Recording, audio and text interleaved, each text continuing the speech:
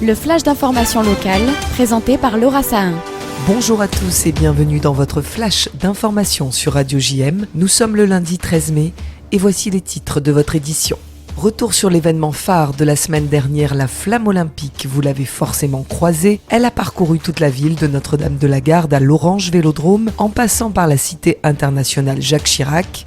Grâce au dispositif Prometheus, utilisé pour la première fois, Nathalie Labrégère, porteuse d'un handicap, a pu porter cette flamme. Renaud Muselier, président de la région Sud, s'est exprimé sur cette force d'innovation au micro de Jordan Toiti. Pourquoi j'ai souhaité qu'au-delà des sportifs classiques et traditionnels que l'on connaît, il y ait une autre version aussi qui passe par l'handicap, parce que c'est les Jeux olympiques et paralympiques, que finalement Nathalie, qui est une jeune fille qui est lourdement handicapée, peut, grâce à l'intelligence artificielle, participer à un moment aussi important que ça, parce que par les systèmes de l'intelligence artificielle et des exosquelettes, elle peut lever le bras et par son visage arriver à organiser cette démarche de tenir la torche.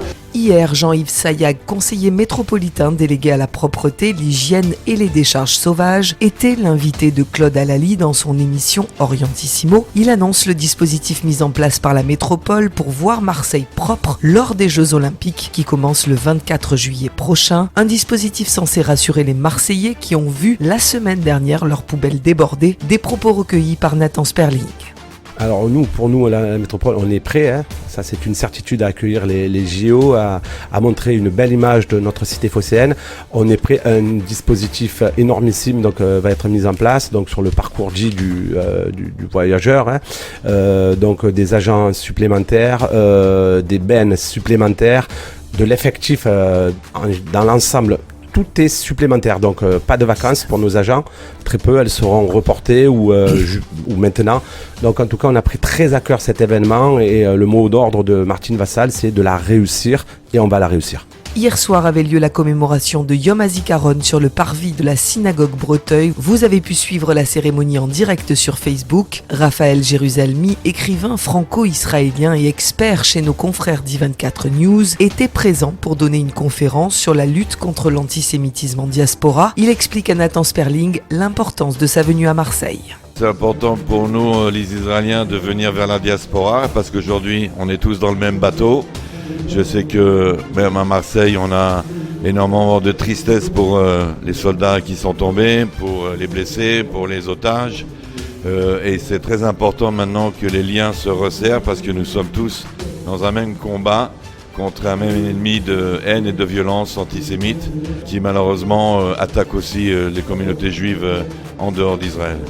En football et après avoir été éliminé de la Ligue Europa, l'OM s'est imposé 3-1 face à Lorient. Analyse de notre journaliste sportif Jordan Toiti. L'OM se console face au 17e de Ligue 1. 3 jours après l'énorme déception de l'élimination en demi-finale d'Europa League à Bergame, les Olympiens se sont imposés 3-1 pour la dernière à domicile de la saison face à des Lorientais pratiquement condamnés à la descente. Analyse du coach olympien après la rencontre. Il fallait finir sur une bonne note. On est une des 2 meilleures équipes à domicile. On avait pas mal de choses à se faire pardonner et le public a été, comme d'habitude, derrière nous, nous a poussé. On était timides au départ, mais il y avait un message de nous dire lâchez-vous. Ça va aller très vite. On est pratiquement lundi matin et on joue mercredi soir. Donc pour l'importance de l'Europe, pour l'Olympique de Marseille, tout le monde sait ce qu'on doit faire, qu'on mette l'OM là où il doit être. Grâce à un doublé de l'inévitable Pierre-Emerick Aubameyang, auteur de ses 28 et 29e buts, toutes compétitions confondues, l'OM croit encore à l'Europe et conserve son destin entre ses mains.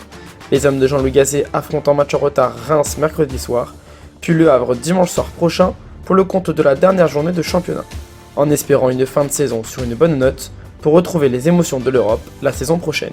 La météo aujourd'hui est de 19 degrés le matin et jusqu'à 25 degrés cet après-midi sur notre belle cité phocéenne.